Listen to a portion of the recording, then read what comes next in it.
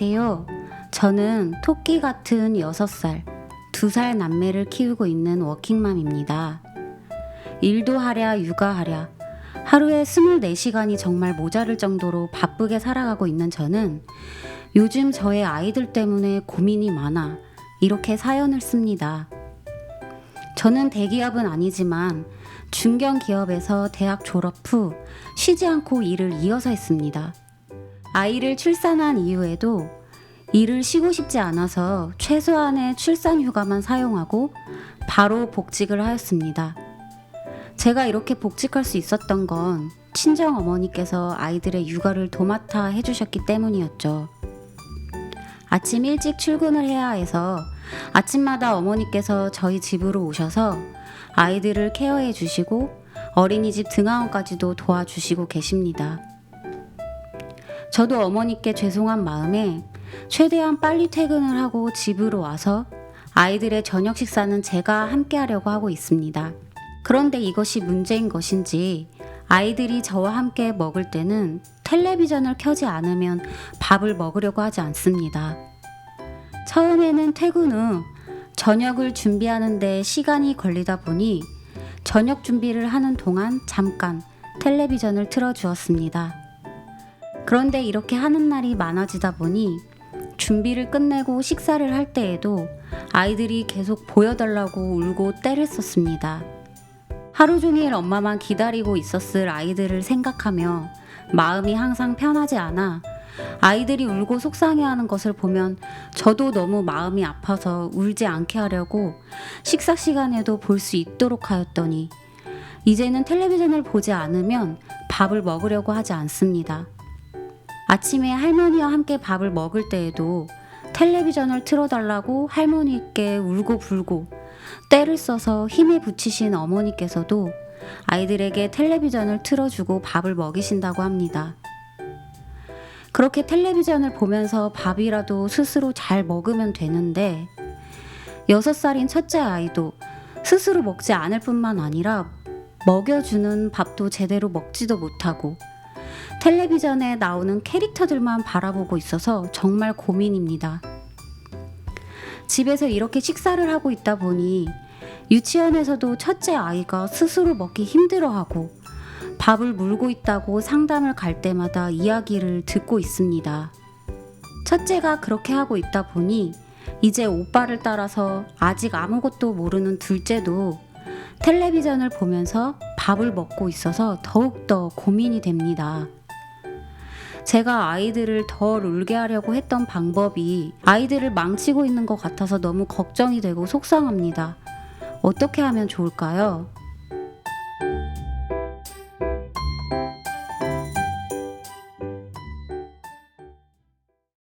네, 육아와 일을 함께 병행하면서 아이들의 식습관에 어려움이 생겨 고민이 많으신 워킹맘의 사연이었는데요. 그럼 오늘도 강사님과 함께 이야기를 나눠보는 시간을 가지겠습니다. 강사님?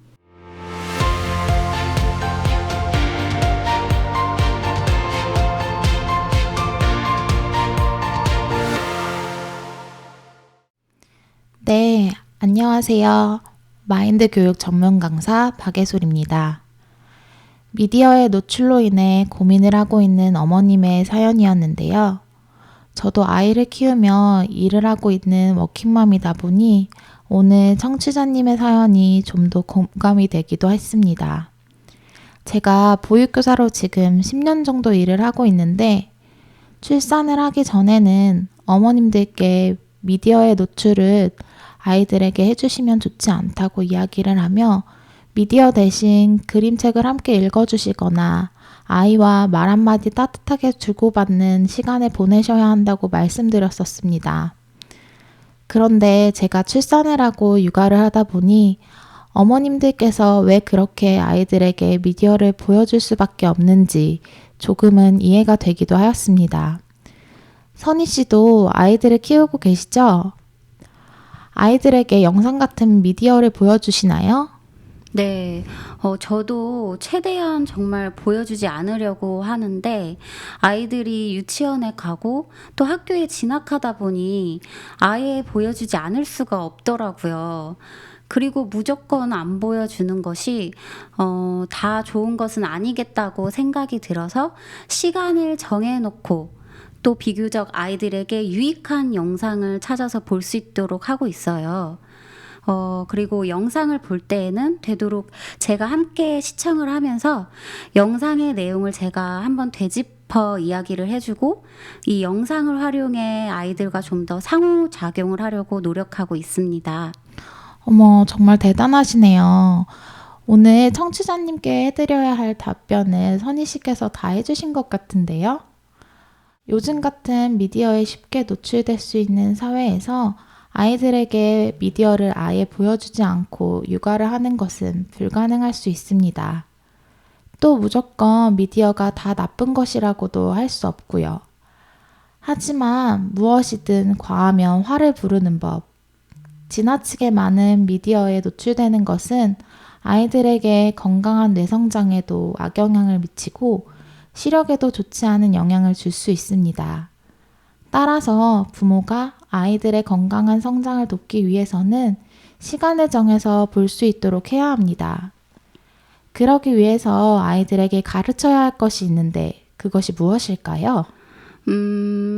저는 영상의 개수를 아이들과 이야기하거나 시간을 정해서 보여주고 있는데 그렇게 하기 위해서는 아이들에게 수세기?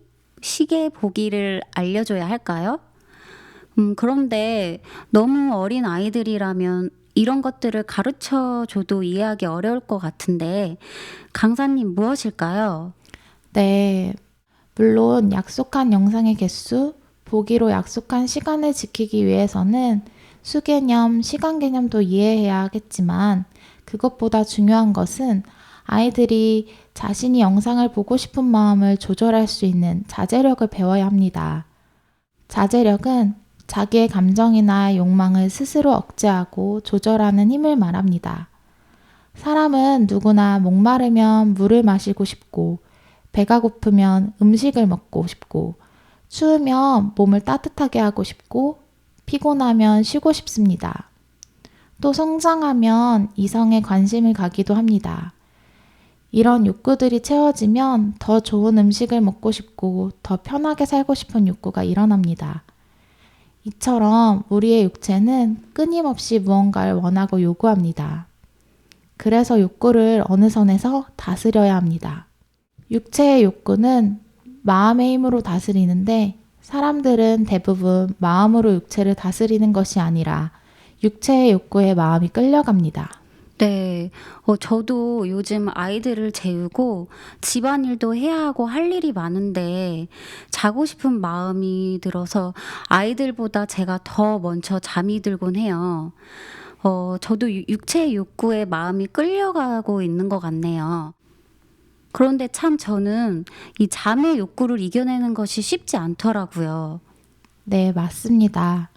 자제력은 마음의 근육이라고 할 수 있습니다. 근육도 열심히 운동을 해야 근육이 늘어나고 커지죠? 자제력 또한 내 마음, 생각, 감정을 꺾어주는 훈련을 반복하면서 만들어집니다. 근육도 한 번 운동한다고 해서 늘어나지 않는 것처럼 자제력도 한두 번 훈련한다고 생기지 않습니다. 또한 성장을 하면 할수록 사람들의 욕구는 점점 커지기 때문에 어렸을 때부터 내 마음, 감정을 꺾어주는 훈련을 해야 합니다. 저에게 초등학교에 다니는 조카가 있습니다. 초등학교를 입학할 때 입학 선물로 무엇을 해주어야 할까 고민하다가 요즘 아이들이 닌텐도를 좋아한다고 해서 큰 마음을 먹고 닌텐도를 사주었습니다.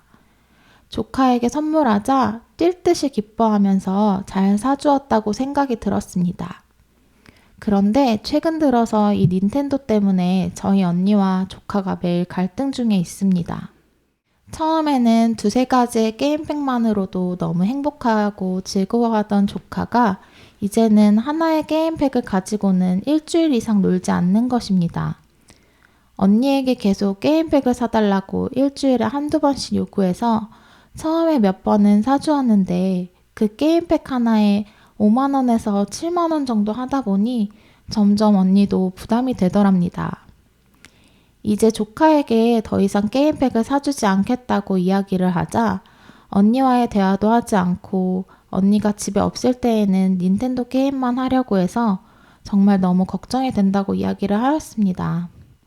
저희 조카도 외동아들이고 늦둥이로 귀하게 얻은 아이라서 하고 싶은 것들은 대부분 언니와 형부가 할 수 있게 지원을 해주었는데 크게 하고 싶은 것을 참고 견뎌본 경험이 없다 보니 요즘 들어 이런 갈등 상황이 일어나고 있는 것 같아 지금이라도 자제력을 키울 수 있도록 이야기를 해주고 있습니다.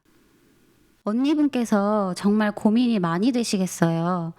처음에는 닌텐도를 가지게 되었다는 것만으로 뛸 듯이 기뻐하던 아이인데, 점점 가지고 싶은 게임팩이 늘어나고 또 게임하고 싶은 욕구를 계속 충족하고 싶어 하는 모습이 보이다 보니 선물하신 강사님께도 괜히 미안해지셨겠어요. 네, 그래도 조카와 가까이 지내며 이야기를 자주 나누었어서 마음의 이야기를 나누며 닌텐도 사용하는 시간과 게임팩을 사는 것을 조절할 수 있도록 저도 함께 도와주고 있습니다. 인간의 욕구는 끝이 없이 계속 커지기 마련입니다. 아이의 욕구도 마찬가지입니다. 처음에는 부모가 수용해 줄 수 있는 요구사항들이 점차 커지고 아무리 돈이 많은 부모라고 하더라도 끝없이 늘어나는 아이의 욕구를 충족시키기는 쉽지 않습니다. 또한 이렇게 자신의 욕구를 절제하고 참을 수 있는 자제력을 기르지 못하면 성인으로 성장했을 때 큰 문제를 초래하기도 합니다. 미국의 벤저민 스포크가 쓴 아이와 육아 상식이라는 책에 아이가 울면 젖꼭지를 물려라 라는 내용이 있었습니다. 미국이 처음 시작했을 때 미국인들은 자식을 매우 엄격하게 키웠습니다. 수유 시간도 정해놓고 정해진 시간에 먹이고 안아줄 때도 아이에게 유익한지 생각하고 안아주었습니다. 그래서 아이들은 자연스럽게 하고 싶지 않은 일도 해보고 하고 싶은 것도 하지 못하는 경험을 하며 자제력을 기를 수 있었습니다. 그러나 벤저민 스포크는 이런 교육 방식을 반대한 것입니다. 아이들을 자유롭게 키워야 한다고 주장했고 많은 엄마들이 그의 책을 읽고 육아 방식을 바꾸었습니다. 그 결과 처음에는 아이도 잘 울지 않고 보채는 일이 줄어들어 정말 좋은 것 같았습니다. 그런데 이렇게 성장한 아이들이 점차 커가면서 부모의 이야기를 간섭으로 여기고 충동적으로 행동하는 아이들이 급증하였습니다. 결국 미국의 범죄율은 높아졌고 마약 중독자, 에이즈 환자가 많은 결과를 불러왔습니다. 자제력을 안 기르고 하고 싶은 대로 자유롭게 해줬을 때 이런 무서운 결과들이 나올 수도 있는 것을 볼 수 있네요. 부모는 아이들을 사랑하기 때문에 자식이 원하는 것은 누구나 다 해주고 싶어 하고 자식이 원하는 것 이상으로 해주고 싶은 마음이 큽니다. 하지만 이렇게 원하는 것을 모두 충족시켜주는 것이 아이들을 올바르게 성장할 수 있도록 돕는 방법이 아니라는 걸 알아야 합니다. 자제력은 학교에서도 학원에서도 가르쳐주지 않습니다. 그렇기에 부모가 아이가 어렸을 때부터 하고 싶어도 참아보고 하기 싫은 것도 해보는 경험을 통해 자제력을 길러주어야 올바른 성인으로 성장할 수 있을 것입니다. 선희 씨, 1타 강사 이지영 씨를 아시나요? 네. 요즘 텔레비전 프로그램에도 자주 나와서 제가 수험생도 아니지만 그분의 강의를 찾아보기도 했어요. 강의가 무척 재미있어서 수험생들에게 왜 인기가 많은지 알겠더라고요. 네, 요즘 텔레비전에 자주 나와서 일반인 분들도 많이 알고 계실 텐데요. 얼마 전 라디오스타에서도 나오셔서 자신의 어린 시절에 대해 이야기를 하셨습니다. 유년 시절 매우 가난하게 컸다고 합니다. 아버지는 고등학교 졸업 후 평생 트럭 운전을 하셨고, 어머니는 초등학교도 제대로 나오지 못하고 다양한 일을 하시면서 이지영 씨를 키우셨기 때문에 형편이 좋지 않았다고 합니다. 교복을 살 돈이 없어서 선배들의 교복을 물려 입기도 하고 남이 버린 문제집을 주워서 썼고 다 풀고 나면 아궁이를 사용하던 집에서 땔감으로 사용했다고 합니다. 또 학교 급식 도시락이 배달이 오는데 생활보호 대상자만 도시락통이 파란색으로 달라 친구들은 알면서도 도시락 색깔이 다른 이유를 물어보며 놀리기도 했다고 합니다. 그러나 이지영 씨는 가난은 부끄러운 게 아니다. 태어난 환경은 제가 선택한 것이 아니지 않냐. 불편하긴 하지만 절대 부끄러운 것이 아니라고 생각하며 당차게 나갔다라며 긍정적인 마인드를 가졌던 자신의 모습을 이야기하기도 하였습니다. 그러면서 학생들이 부모를 잘 만난 금수저만 성공할 수 있다는 생각을 깨주고 싶었고 아무리 어려운 환경이어도 나를 보면서 잘할 수 있다고 생각하면 좋겠다고 이야기하였습니다. 저는 이런 이야기는 몰랐었는데 정말 대단하시네요. 어린 시절 너무 힘들었을 텐데 이지영 씨에게는 그런 유년 시절이 원동력이 되어서 더 열심히 공부할 수 있는 힘으로 작용하셨던 것 같아요. 네, 맞습니다. 이지영 씨도 내가 이렇게 열심히 공부하고 원하는 대학에 진학할 수 있었던 원동력이 가난 때문이었다고 이야기를 하였습니다. 그리고 그렇게 어린 시절부터 어려움을 많이 참아내고 견뎌내다 보니 이지영 씨는 남들도 나처럼 이 정도의 고통과 아픔은 겪으면서 살아가고 있는 줄 알았다고 합니다. 한 일화로 강의를 하는 중에 며칠 배가 아팠다고 합니다. 배가 아파서 진통제를 먹으며 강의를 준비하고 강의를 하는데도 진통제를 먹으며 3, 4시간은 아프지 않아야 하는데 진통제를 먹고 30분 정도가 지나면 다시 아파와서 진통제를 바꿔 먹어가며 먹다가 결국 쓰러져 응급실에 가게 되었다고 합니다. 알고 보니 맹장이 터진 지 3일이 지나서 급하게 응급수술을 해야 하는 상황이었다고 합니다. 의사 선생님이 도대체 어떤 삶을 살았길래 이렇게 아픈 것을 참았느냐고 이런 사람은 처음 보았다고 언급하기도 했다고 합니다. 맹장이 터지면 진짜 아프다고 하던데 터진 지 3일이 되었던 건데 그럼 3일 동안 그 고통을 다 참은 거였네요. 너무 지나친 자제력 아닌가요? 네, 이렇게 아픔까지도 참아야 한다고 말씀드리는 것은 아닙니다. 이 정도로 참고 견디는 경험을 많이 하다 보니 이런 일화도 생기셨던 것 같습니다. 남들이 보기에는 정말 좋지 않은 유년 시절을 보냈다고 생각할 수 있을 것입니다. 그러나 어린 시절부터 내가 하고 싶은 것을 참는 경험, 내가 하기 싫은 것도 참아내고 해본 경험이 지금은 걸어다니는 기업이라고 표현할 정도로 큰 돈도 벌고 학생들에게도 공부 이외에 꿈을 가질 수 있도록 돕는 강사가 될 수 있었던 것입니다. 사람에게는 욕구가 있어서 끊임없이 무언가를 원하고 요구하는데 마음의 힘으로 그 욕구를 다스리는 것이 중요합니다. 하지만 대부분의 사람들은 육체가 마음을 끌고 가도록 놔두기 때문에 삶에 문제가 생깁니다. 경제 수준이 높아지면 아이들의 욕구도 강해지고 부모는 그런 아이들의 욕구를 잘 자제시키지 못합니다. 많은 청소년들이 자신을 절제하면서까지 고생하려고 하지 않기 때문입니다. 자기가 하고 싶은 것을 안 하고 못 견디는 청소년들에게 많은 문제가 일어나고 있습니다. 자동차가 빨리 달려가는 데 꼭 필요한 중요한 것은 브레이크입니다. 브레이크가 없다면 아무리 엔진이 힘이 좋아도 빨리 달릴 수 없습니다. 달려가다가 장애물이 나타났을 때 즉시 멈출 수 없다면 속도를 낼 수 없기 때문입니다. 우리 인생이 발전하기 위해서는 무엇인가를 하고 싶은 욕구가 있어야 하지만 욕구만 있고 자제력이 없다면 브레이크가 없는 자동차에 불과합니다.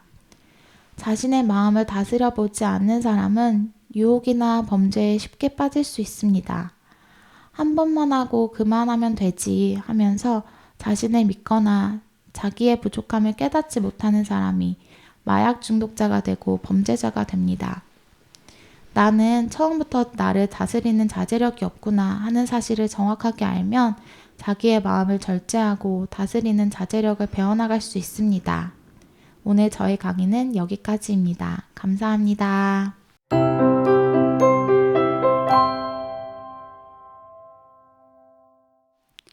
오늘은 자제력의 부재라는 주제로 강사님과 이야기를 나누어 보았습니다. 강사님, 오늘 말씀 감사합니다. 네, 감사합니다.